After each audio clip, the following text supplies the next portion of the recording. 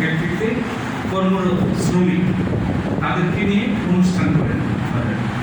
So আমাদেরকে একজন ফ্যাক্টরির প্রেসিডেন্ট আমাকে আমন্ত্রণ জানিয়েছিলেন এবং গিয়ে আমি খুব অবাক হলাম যে আসলে সেই পহেলা মে দিবস সমস্ত ওই রপ্তানি এলাকায় এই জোনে যারা খ্রিস্টভক্ত আছে তাদেরকে নিয়ে বিরাট অনুষ্ঠান হলো সারাদিন ব্যাপী প্রার্থনা সাংস্কৃতিক খাবার দাবার এবং তখন উপলব্ধি করলাম যে আসলে সাধু জোসেফ একজন আসলে শ্রমিক ছিলেন। আমরা জানি যে উনি কাঠুদার ছিলেন, কিন্তু আসলে এটা এর আগে উপলব্ধি করতে পারিনি। দ্বিতীয়বার করেছি 2019 সালে যখন পূর্ণভূমিতে গেলাম মিশর এবং পূর্ণভূমিতে আমরা বিভিন্ন সাধু জোসেফ যেখানে কাজ করেছেন তার ভাইদের নিয়ে দ্বিতীয়বার অনুভব করলাম যে কী ধরনের কষ্টের একটা জীবন যাপন করে তিনি তার পরিবারকে, যিশুকে, কুমারী মারিয়াকে তিনি এই পরিবারটাকে তিনি সুন্দরভাবে গঠন করেছেন। এবং যখন আমরা মিশর থেকে কোনো ভূমিতে যাই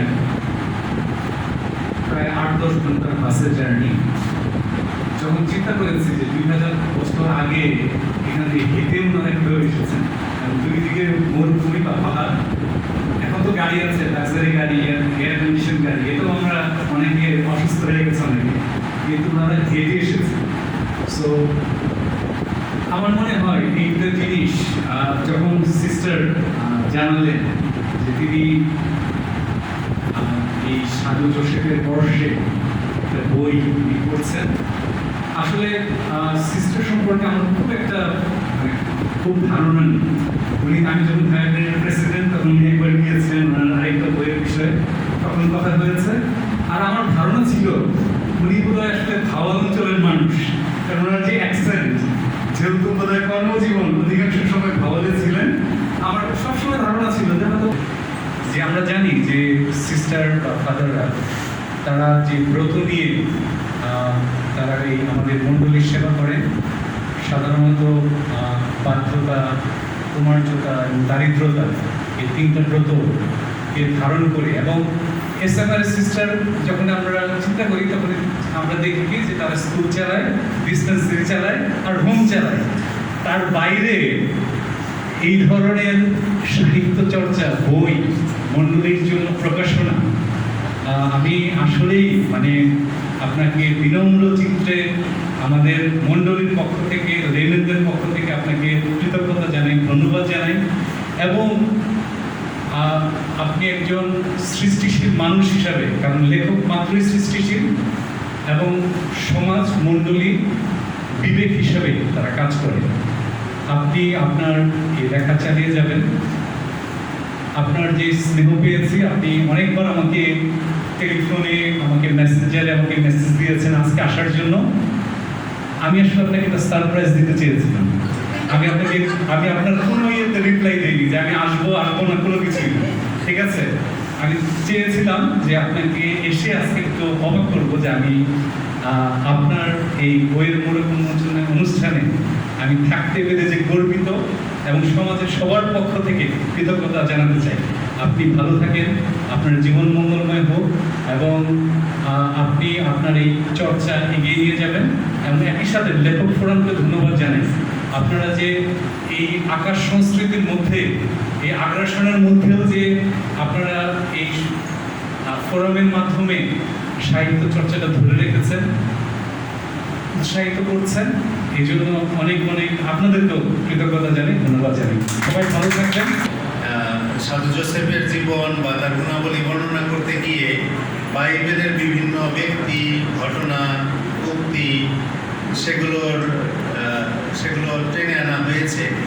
তাই আমরা সাধু জোসেফের বিষয়ে জানার পাশাপাশি বাইবেলের আলোকে সাধু জোসেফের জীবনটাও জানতে পারবো এই বইটা পড়লে। এবং যে দৃষ্টান্ত দেওয়া হয়েছে সেগুলো আসলে জীবন সাক্ষ্য, আর আমরা জানি জীবন সাক্ষ্য আমাদের অনুপ্রাণিত করে। আর সাধু জোসেফকে ঘিরে আমাদের নিজেদেরও অনেক সাক্ষ্য নিশ্চয়ই আছে। আমরাও নিশ্চয়ই অনেক সময় সাধু জোসেফের মধ্যস্থতা কামনা করে অনেক উপকার পেয়েছি এবং সেই অনুগ্রহ আমাদের জীবনে লাভ করেছি। তাই আমাদের জীবনের গল্প এই বইয়ের সঙ্গে যুক্ত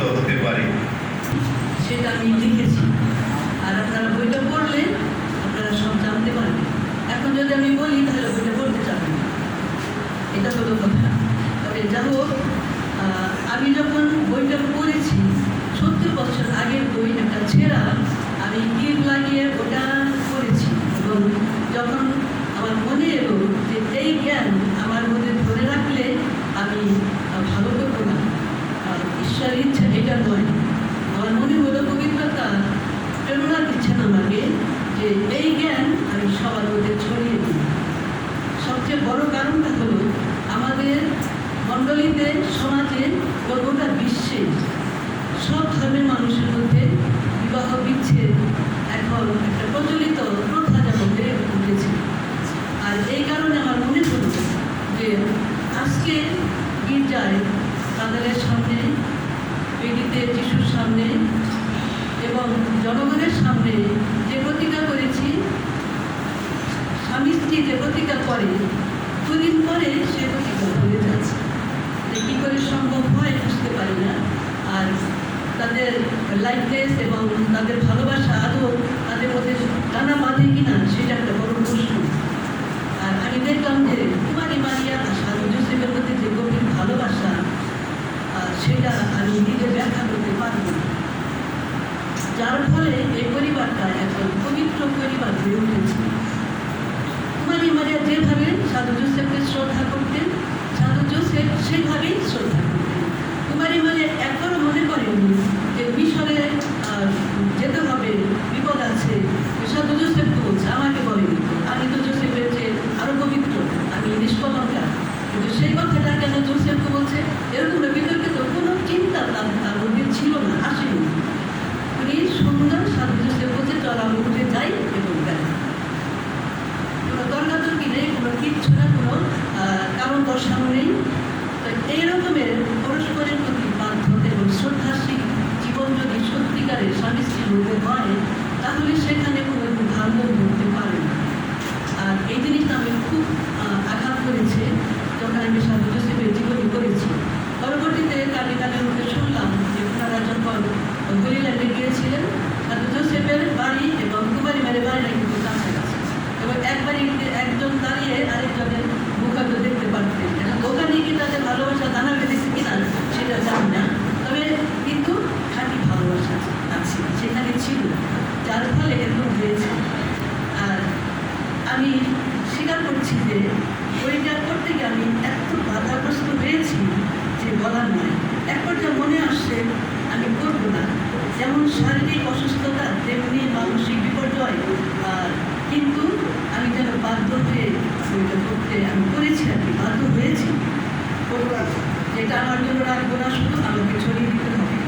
আর আমার মনে হয় ওই বিবাহ প্রস্তুতির সময়ে বিশেষ করে স্বামী এবং দুজনই স্ত্রী, দুজনের জন্যই সাধু জোসেফের গুণাবলী এবং কুমারী মারিয়ার ভালোবাসার যে গভীরতা, সেই জিনিসগুলি যদি তাদের মধ্যে দেওয়া হয়, তাহলে কিছুটা হয়তো ফলপ্রসূ হতে পারে বিবাহ বিচ্ছেদের ক্ষেত্রে।